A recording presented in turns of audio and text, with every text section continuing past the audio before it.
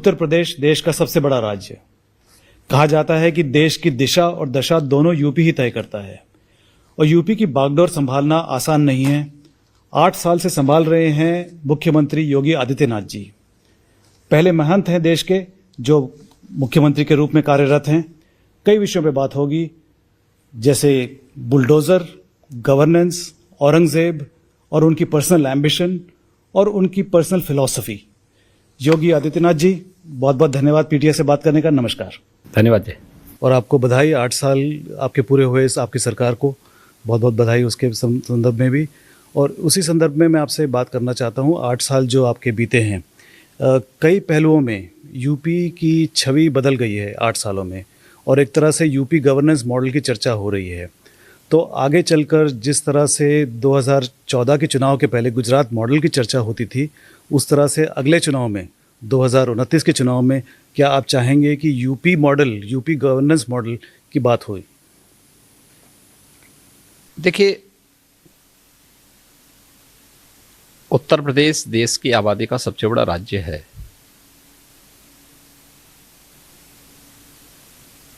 जितनी बड़ी आबादी है उतनी बड़ी चुनौती भी उत्तर प्रदेश के सामने थी। ये चुनौती प्राकृतिक कम, कृत्रिम ज्यादा थी।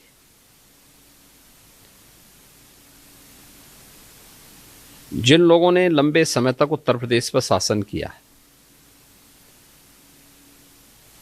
ये कृत्रिम चुनौती उनके कारनामों की परिणति थी, जिसका परिणाम था कि प्रकृति और परमात्मा की असीम कृपा का प्रदेश हर एक क्षेत्र में पिछड़ता गया। चाहे वह गवर्नेंस का क्षेत्र रहा हो, चाहे वह प्रदेश के अंदर वेलफेयर की स्कीम को उन जरूरतमंदों तक पहुंचाने का रहा हो, उत्तर प्रदेश के अंदर इंफ्रास्ट्रक्चर का रहा हो या डेवलपमेंट का रहा हो, एम्प्लॉयमेंट का रहा हो, हर एक क्षेत्र में सब देखने को मिल रही थी। और 2016-17 तक तो ये स्थिति आ गई थी कि पहचान के एक गंभीर संकट से उत्तर प्रदेश गुजर रहा था। एक तरफ पूरे देश के अंदर प्रधानमंत्री मोदी जी के 2014 में आगमन के बाद लोगों के मन में एक उत्साह था, उमंग था।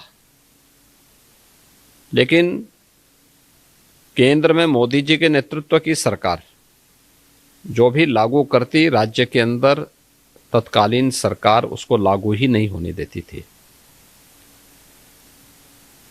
और अंततः 2017 के विधानसभा चुनाव में प्रधानमंत्री मोदी जी के आह्वान पर उत्तर प्रदेश की जनता जनार्दन ने ऐतिहासिक निर्णय लेकर के भारतीय जनता पार्टी नेतृत्व में एक पूर्ण बहुमत की सरकार दी।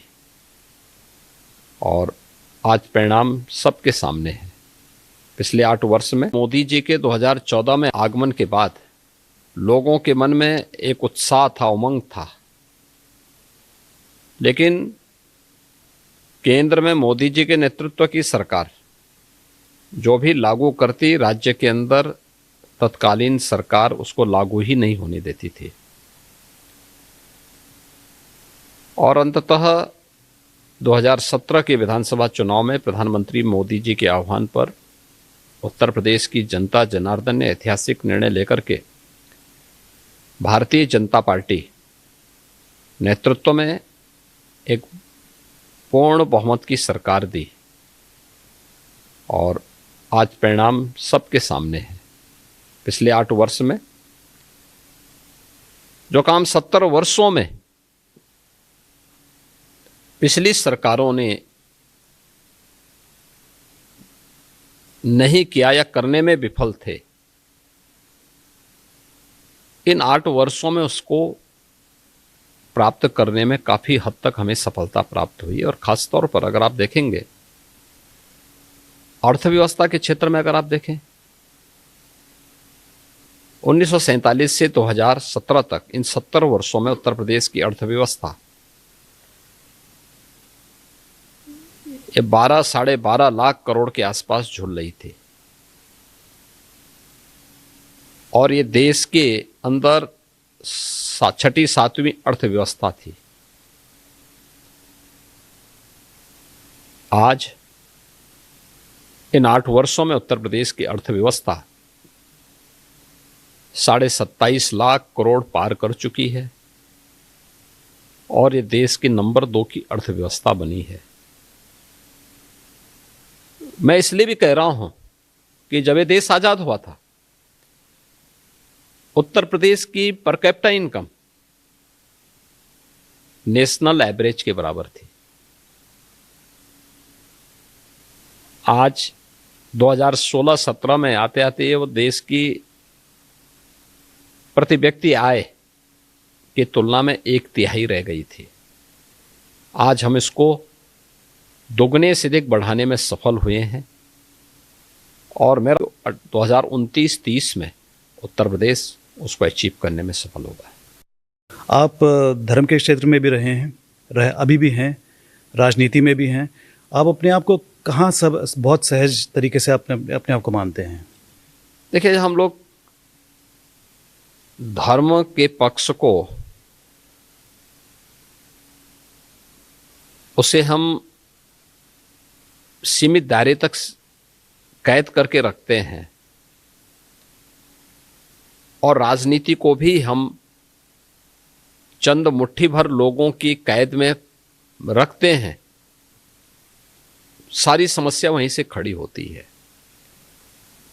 राजनीति अगर स्वार्थ के लिए है तो वह समस्या देगी, राजनीति अगर परमार्थ के लिए है तो वह समाधान देगी। हमें तय करना होगा कि हमें समाधान का रास्ता अपनाना है या समस्या का रास्ता अपनाना है। और मुझे लगता है धर्म भी यही है। धर्म जब स्वार्थ के लिए होता है, आत्मकल्याण के लिए होता है, तो वह नई नई चुनौतियां देगा, नई नई समस्याएं देगा। और जब परमार्थ के लिए व्यक्ति अपने आप को होम करता है, अपने आप को समर्पित करता है, तो नए नए रास्ते सुझाएगा, वो प्रगति के नए रास्ते सुझाएगा। भारत की परंपरा में भारतीय मनीषा ने धर्म को स्वार्थ के साथ नहीं जोड़ा है। उसके 2 हेतु बताए हैं कि सांसारिक जीवन में उत्कर्ष का मार्ग प्रशस्त करना, विकास के मार्ग को प्राथमिकता देना, और ये लौकिक जीवन में और पारलौकिक जीवन के लिए मोक्ष की परिकल्पना को साकार करने की दिशा में आगे बढ़ना। तो यहाँ तो दोनों का उद्देश्य ही सेवा का है। तो सेवा भाव के साथ आगे बढ़ना, मुझे लगता है वह एक राजनीति एक प्लेटफॉर्म है और उस सेवा भाव को आगे बढ़ाने के एक प्लेटफॉर्म के रूप में उसका उपयोग किया जा रहा है। और मुझे लगता है कि उसके परिणाम जब भी निष्काम कर्म की भगवान श्री कृष्ण की कर्मण्येवाधिकारस्ते मा फलेषु कदाचन के भाव से होगा तो उसके परिणाम भी अच्छे आएंगे। मैं इसमें थोड़ा सा कृष्ण की कर्मण्येवाधिकारस्ते मा फलेषु कदाचन के भाव से होगा तो उसके परिणाम भी अच्छे आएंगे। मैं इसमें थोड़ा सा आपसे बहस करना चाहता हूँ। हर मनुष्य का एक प्राथमिक भूमिका होती है। आप अभी सीएम की चेयर में बैठे हुए हैं, सीएम की कुर्सी में बैठे हुए हैं, तो आप राजनीति संभालते हैं, गवर्नेंस संभालते हैं। लेकिन जब आप हट के अपने आप को देखते हैं तो आपको लगता है कि आप धार्मिक व्यक्ति ज़्यादा हैं। आपकी प्राथमिक भूमिका क्या है? मैं एक नागरिक के रूप में काम करता हूँ, अपने को विशिष्ट नहीं मानता। और एक नागरिक के रूप में पहले मैं एक नागरिक हूँ, एक नागरिक के रूप में अपने संवैधानिक दायित्वों का पालन करते हुए मेरे लिए देश सर्वोपरि है। और देश अगर मेरा सुरक्षित है तो मेरा धर्म भी सुरक्षित है। धर्म सुरक्षित है तो कल्याण का मार्ग अपने आप प्रशस्त होता है। आप 8 साल पूरे कर चुके हैं यूपी के सीएम के तौर पे। सबसे लंबा समय किसी सीएम ने बिताया है। तो इन 8 सालों में आपकी सबसे बड़ी उपलब्धियां क्या? आप 3 अगर गिनेंगे तो आप क्या कहेंगे? देखिए, डेवलपमेंट के लिए स्टेबिलिटी बहुत आवश्यक है। भारतीय दृष्टिकोण विकास का एकांकी पक्ष लेके नहीं चलता है, उसके समग्र पक्ष को लेकर के समग्र विकास पर फोकस करता है। समग्रता की उस व्यवस्था को ही हमने स्वीकार किया है जीवन के हर एक पक्ष को। और ये सौभाग्य है कि ऐसे कालखंड में हमें उत्तर प्रदेश की बागडोर को देखने और समझने का अवसर प्राप्त हुआ है, जब इस देश की लीडरशिप, इस देश का नेतृत्व दुनिया के सबसे लोकप्रिय राजनेता और देश के यशस्वी प्रधानमंत्री श्री नरेंद्र मोदी जी के हाथों में है। उनका मार्गदर्शन और उनका नेतृत्व हमें उत्तर प्रदेश के अंदर उत्तर प्रदेश को एक नई पहचान दिलाने में सफल हुआ है। यही प्रदेश था जिसके सामने 8 वर्ष पहले पहचान का संकट था। आज उत्तर प्रदेश को एक नई पहचान दिलाने में सफल हुआ है। यही प्रदेश था जिसके सामने 8 वर्ष पहले पहचान का संकट था। आज वो पहचान के संकट से उभरा है और उत्तर प्रदेश के नाम पर हर व्यक्ति गौरव की अनुभूति करता है। उत्तर प्रदेश कानून व्यवस्था के क्षेत्र में बेहतर दिशा में आगे बढ़ा। आज आप देख रहे होंगे, आज ईद है, कितनी शांतिपूर्ण तरीके से पर्व मनाया जा रहा है। कोई पर्व और त्यौहार है शांतिपूर्ण तरीके से, ये पर्व और त्यौहार उत्साह और उमंग के होते हैं। 17 के पहले क्या था, कोई पर्व और त्यौहार आता था, लोगों में आशंका आने लगती थी, पता नहीं इस बार क्या हो जाए। लेकिन ये आशंकाएं बंद होनी चाहिए, पर्व और त्यौहार उत्साह के साथ मनाए जाए। इसको लेकर के हर सरकार को इसे अपने प्राथमिकता को में लेना चाहिए। दुर्भाग्य पिछली सरकारें नहीं ले पाई, हमने लिया।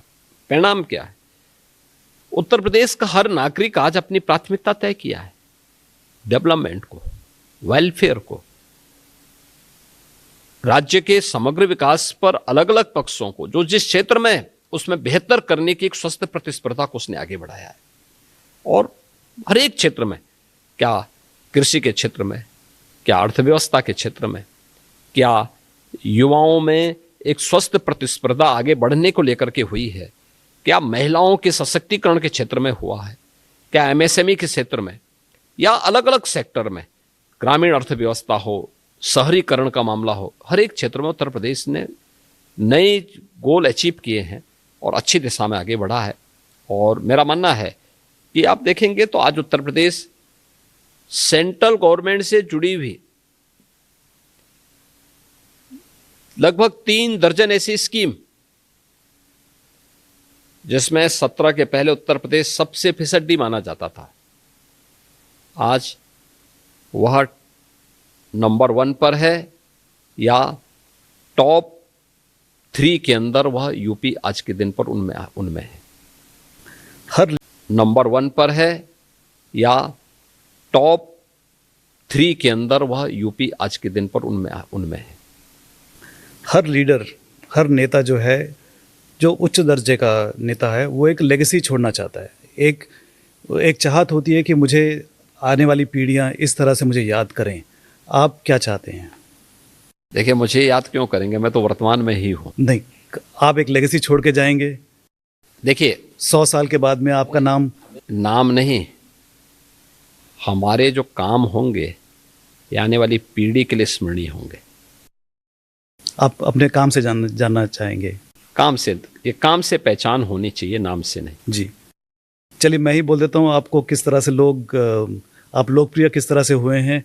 आपके जो समर्थक हैं वो, क्योंकि आपने इतना विकास किया है यूपी में, तो आपको विकास पुरुष कहते हैं। कानून व्यवस्था बहुत अच्छी हो गई है और एक तरह से बुलडोज़र जो आपने इस्तेमाल किया है उसमें आपको बुलडोज़र बाबा भी कहते हैं और हिंदू हृदय सम्राट कहते हैं। तो आप इन तीनों में से कौन से मुद्दे पे आप सबसे ज़्यादा जानना चाहेंगे? देखिए, कौन व्यक्ति क्या बोलना चाहता है उस पर मैं बहुत ज़्यादा वो नहीं करता हूँ। मेरा ये मानना है कि हर हाल में लोगों को सुरक्षा मिलनी चाहिए और एक शांत और सौहार्दपूर्ण वातावरण बनना चाहिए, और कानून का राज की पहली शर्त है सुरक्षा, और उसको लेकर के सरकार प्रतिबद्ध है। और उसी के अनुसार हमने जो यूपी की आवश्यकता थी वही हमने यूपी के अंदर लागू किया। ये बुलडोज़र जो है वो सुरक्षा, और उसको लेकर के सरकार प्रतिबद्ध है और उसी के अनुसार हमने जो यूपी की आवश्यकता थी वही हमने यूपी के अंदर लागू किया। ये बुलडोज़र जो है वो काफ़ी चर्चा में है और एक तरह से ये आपने एक मॉडल बना दिया है, बुलडोज़र मॉडल, जो कई और राज्यों में, कम से कम बीजेपी के राज्यों में भी ये इस्तेमाल हुआ है। तो ये आप अपनी उपलब्धि समझेंगे इसको? देखिए, उपलब्धि नहीं है, ये यहाँ की आवश्यकता थी और उस आवश्यकता के अनुरूप हम लोगों को जो आवश्यक लगा, आज भी हम लोग कहीं अतिक्रमण होता है तो उसको खाली कराने के लिए उसी का इस्तेमाल होता है। तो बुलडोजर यह इंफ्रास्ट्रक्चर को भी दे सकता है और साथ साथ अतिक्रमण को भी हटा सकता है और मुझे लगता है कि उसका इस्तेमाल बेहतर तरीके से हम लोगों ने करना सीखा। लेकिन सुप्रीम कोर्ट को ये पसंद नहीं आया बुलडोज़र का मामला। यूपी के मामले में माननीय उच्चतम न्यायालय ने उसको अप्रिशिएट किया। यूपी ने जो चीज़ें तय की थी और यूपी जो भी कार्यक्रम करता है टू द गाइडलाइन तय करता है और यूपी ने जो प्रोसीडिंग अपनाई थी, माननीय उच्चतम न्यायालय ने इस बात को कहा था कि यूपी के इसी प्रकार की प्रक्रिया को अन्य राज्यों को भी अपनाना चाहिए। एक मामले में नोटिस दिया गया है सुप्रीम कोर्ट द्वारा, यूपी गवर्नमेंट को नोटिस पहुंचा था। नहीं, ऐसा कोई यूपी का मामला नहीं था। यूपी से जुड़े हुए मामले थे भी नहीं है। अच्छा, पिछले दिनों में था कि यूपी के इसी प्रकार की प्रक्रिया को अन्य राज्यों को भी अपनाना चाहिए। एक मामले में नोटिस दिया गया है सुप्रीम कोर्ट द्वारा, यूपी गवर्नमेंट को नोटिस पहुंचा था। नहीं, ऐसा कोई यूपी का मामला नहीं था। यूपी से जुड़े हुए मामले थे भी नहीं है। अच्छा, पिछले दिनों में बीजेपी की तरफ से एक पहल हुई है सौगाते मोदी, जिसको मुस्लिम समाज को साथ लेने की बात कही गई है और दूसरी तरफ ऐसे बीजेपी के कुछ नेताओं से कुछ ऐसे बयान भी आ रहे हैं जिसमें एक तरह की धमकी नज़र आती है मुसलमानों के खिलाफ। तो अगर मुसलमान को पास लाना है, उनके साथ राजनीति करनी है, तो आप कौन सा तरीका अपनाना चाहेंगे? देखिए, मोदी जी ने 2014 में आने पर सबका साथ और सबके विकास की बात की थी और उसी के अनुसार डेवलपमेंट भी, वेलफेयर की स्कीम भी सबके लिए लागू किया। किसी के साथ भेदभाव हुआ? जाति, मत, मजहब, क्षेत्र, भाषा के आधार पर किसी के साथ भेदभाव कभी नहीं हुआ, कभी नहीं हुआ। मेरा ये मानना है जितने भी 4 करोड़ लोगों को आवास मिले, 50 करोड़ लोगों को आयुष्मान भारत में 5 लाख रुपए की प्रतिवर्ष स्वास्थ्य बीमा का कवर मिल रहा है, 80 करोड़ लोग राशन की सुविधा का लाभ प्राप्त कर रहे हैं, देश के अंदर 12 करोड़ घरों में शौचालय बन गए, 10 करोड़ घरों में उज्ज्वला योजना के कनेक्शन चले गए, करोड़ों घरों में बिजली के निःशुल्क कनेक्शन बांटे गए, जीवन ज्योति बीमा योजना, जीवन सुरक्षा बीमा योजना और तमाम अन्य स्कीम में लोगों को तमाम प्रकार के लाभ मिले हैं। क्या किसी की जाति, मत, मजहब, क्षेत्र या भाषा पूछी गई? किसी के साथ नहीं पूछी गई। और इसमें लाभान्वित होने वाली जो सर्वाधिक संख्या वो मुसलमानों की है। तो भेदभाव कहां हुआ है? कहां से भेदभाव हुआ है? देखो, इस सोच का नजरिया है।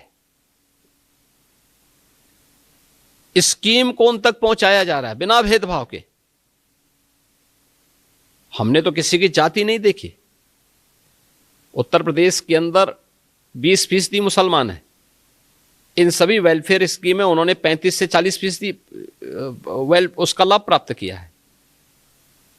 तो रोका तो नहीं गया किसी का, उसका चेहरा देख के तो योजना का लाभ नहीं दिया गया। जो जरूरतमंद था उसको दिया गया। हां, हमने तुष्टीकरण नहीं किया। तो रोका तो नहीं गया किसी का, उसका चेहरा देख के तो योजना का लाभ नहीं दिया गया।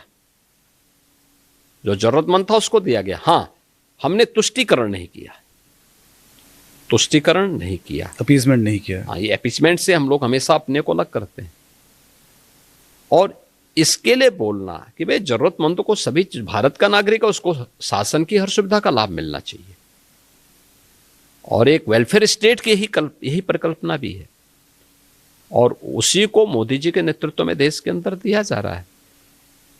अब कोई ये बोले कि साहब हम तुष्टीकरण नहीं होने देंगे, तो कहां से भड़काऊ बयान है?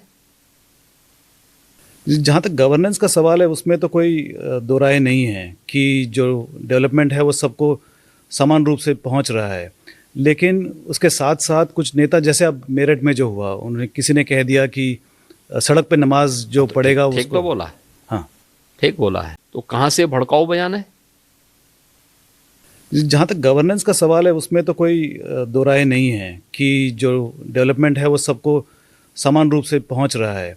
लेकिन उसके साथ साथ कुछ नेता, जैसे अब मेरठ में जो हुआ, उन्होंने किसी ने कह दिया कि सड़क पे नमाज जो पढ़ेगा ठीक उसको। तो बोला है, हाँ, ठीक बोला है। सड़क चलने के लिए होती है, और जो लोग ये बोल रहे हैं ना, उनको हिंदुओं से अनुशासन सीखना चाहिए। 66 करोड़ लोग प्रयागराज में आए, देश की आधी जनता। और 66 करोड़ लोग, कहीं कोई लूटपाट नहीं, कहीं कोई आगजनी नहीं, कहीं कोई छेड़खानी नहीं, कहीं कोई तोड़फोड़ नहीं, कहीं पे कोई अपहरण नहीं। ये होती है अनुशासन, यह है धार्मिक अनुशासन। श्रद्धा भाव के साथ आए, महास्नान में भागीदार बने, फिर अपने गंतव्य की तरफ चले गए। पर्व और त्योहार या कोई इस प्रकार के कार्यक्रम उच्छृंखलता और उदंडता करने के माध्यम नहीं बनने चाहिए। अगर आपको सुविधा चाहिए तो उस अनुशासन को भी मानना सीखिए। आप मुझे बताइए, आप तुलना कर रहे हैं कांवड़ यात्रा की। कांवड़ यात्रा हरिद्वार से लेकर के और गाजियाबाद तक या उन क्षेत्रों में जाती है तो सड़क पे ही चलेगी। क्या हमने किसी परंपरागत मुस्लिम जुलूस को कभी रोका? कभी नहीं रोका। मुहर्रम के जुलूस निकलते हैं। हाँ, ये जरूर कहा कि भाई ताजिया की साइज तो, परंपरागत मुस्लिम जुलूस को कभी रोका? कभी नहीं रोका। मुहर्रम के जुलूस निकलते हैं। हाँ, ये जरूर कहा कि भाई ताजिया की साइज थोड़ा छोटा करिए। इसलिए करिए क्योंकि तुम्हारी सुरक्षा के लिए हाई टेंशन तार होंगे, हाई टेंशन तार बदलेंगे नहीं तुम्हारे लिए। उसके साइज कम करो, क्योंकि हाई टेंशन की चपेट में आओगे, मर जाओगे। और यही होता है। कांवड़ यात्रियों में भी उनको बोला जाता है डीजे की साइज छोटा करो, और जो नहीं करता उसमें हम लोग सख्ती करते हैं। कानून तो सबके लिए बराबर लागू किया जा रहा है, तो आप कैसे तुलना कर दे रहे हैं फिर उसको? ईद में कौन सा प्रदर्शन करेंगे? आप घंटों सड़क जाम करेंगे नमाज पढ़ने के नाम पे, और नमाज पढ़ने की जगह आपके ईदगाह होगा, आपका मस्जिद होगा, सड़क नहीं हो सकती। और इसके लिए अगर बोला जा रहा है, आप मानेंगे नहीं तो ठीक तो कहा कि आप उदंडता करेंगे। पथराव जो वहां पे हुआ वो दो मुस्लिम पक्षों में पथराव हुआ है, हिंदू पक्ष उसमें कहीं भी नहीं है, प्रशासन कहीं भी नहीं है। प्रशासन तो बीच बचाव के लिए गया। हमारे देश में चुनाव चलते रहते हैं हर साल। पथराव हुआ है, हिंदू पक्ष उसमें कहीं भी नहीं है, प्रशासन कहीं भी नहीं है। प्रशासन तो बीच बचाव के लिए गया। हमारे देश में चुनाव चलते रहते हैं हर साल, एक दो चुनाव तो होते ही रहते हैं, और हर चुनाव में आपको प्रचार के लिए आप जो बुलाते हैं, सबसे पॉपुलर सीएम आप हैं, हर जगह आप जाते हैं। तो इसका कारण क्या है कि आपकी पॉपुलैरिटी किस वजह से हुई है? देखिए, मैं ही नहीं जाता हूं, हमारे सभी नेतागण जाते हैं, सभी मुख्यमंत्री गण जाते हैं। जितना आपको बुलाते हैं और किसी को नहीं बुलाते? देखिए, सभी लोग जाते हैं। कोई, हर एक की अपनी सीमा है, हर एक का अपना वो भी है, समय निकालने पे भी निर्भर करता है। अन्य जगह व्यस्तता भी हो सकती है। हमारे यहाँ चुनाव होते हैं, हम भी बुलाते हैं सभी को, हमारे यहाँ सभी नेता आते हैं। तो ऐसा नहीं है, पार्टी का अपना एक कार्यक्रम होता है, पार्टी की अपने एक व्यवस्था होती है, पार्टी की व्यवस्था के अंतर्गत हम लोग जाते हैं, सभी लोग उसमें भाग। लेकिन जो आपकी जो अपील है राष्ट्र भर में, आप जहाँ भी जाते हैं बहुत भरी संख्या में लोग आते हैं आपको देखने के लिए, आपको सुनने के लिए। ये आप योगी हैं इसीलिए आते हैं या कुछ और कारण हो सकता है? नहीं, हो सकता है कि उत्तर प्रदेश में 17 के पहले जिन लोगों ने जो अनुभव किया होगा, 17 के बाद उनको ज़्यादा परिवर्तन नजर आ रहा होगा, तो इसलिए इसको भी देखने के लिए एक उत्साह है। क्योंकि उत्तर प्रदेश में तो देश भर के श्रद्धालु आते हैं, देश भर के नागरिक आते हैं, तो इस परिवर्तन के नाते ही बुलाते होंगे। तब जब आप हैदराबाद जाते हैं तो हैदराबाद के लोग एक उत्साह है, क्योंकि उत्तर प्रदेश में तो देश भर के श्रद्धालु आते हैं, देश भर के नागरिक आते हैं, तो इस परिवर्तन के नाते ही बुलाते होंगे। तब जब आप हैदराबाद जाते हैं तो हैदराबाद के लोग देखना चाहते हैं कि उत्तर प्रदेश में जितना विकास हुआ वो किसने किया, क्यों नहीं, कैसा लगता है वो क्यों आदमी? नहीं होना चाहिए, एकदम होना चाहिए। आप आरएसएस की पृष्ठभूमि नहीं रखते, लेकिन अब बताया जा रहा है कि आप आरएसएस के चहेते बन गए हैं या आरएसएस आपको बहुत पसंद करने लगी है, इसका कारण क्या है? देखिए, राष्ट्रीय स्वयंसेवक संघ दुनिया का सबसे बड़ा सांस्कृतिक संगठन है और स्वयंसेवी संगठनों के लिए एक मॉडल भी है।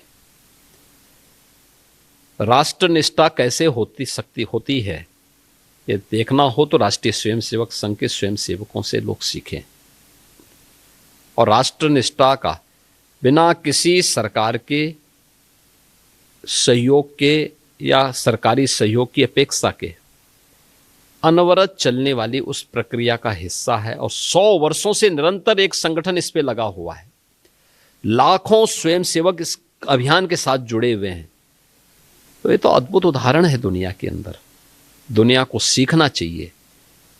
और जो लोग राष्ट्रीय स्वयंसेवक संघ पर प्रश्न खड़ा करते हैं उनको जाके उनकी शाखाओं में जाकर के देखना चाहिए कैसे राष्ट्र निर्माण के लिए, चरित्र निर्माण के लिए कैसे वहाँ पर एक निश्चित प्रक्रिया के साथ इसको आगे बढ़ाया जाना चाहिए। मुझे लगता है कि उससे उनका भी कल्याण होगा, उनके परिवारों का भी कल्याण होगा और अच्छे मार्ग पर चलेंगे तो देश का भी हो सकता है कल्याण हो जाए। ये तो आपने आरएसएस की प्रशंसा कर दी।